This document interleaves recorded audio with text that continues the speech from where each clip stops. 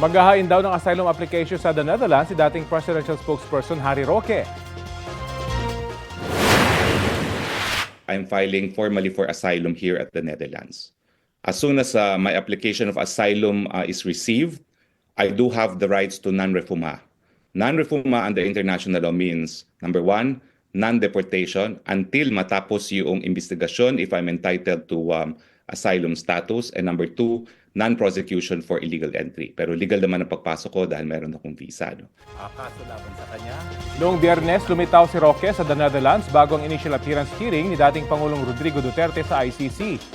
Si Roque ay nahaharap sa reklamong qualified human trafficking kaugnay sa Lucky South 99 Pogo sa Porac, Pampanga. May arrest order din ng House Quad Committee kay Roque dahil sa ilang beses na hindi pagsipot sa pagdinig. Iginit ni Roque na hindi siya pugante dahil hindi galing sa korte ang arrest warrant ng Quadcom.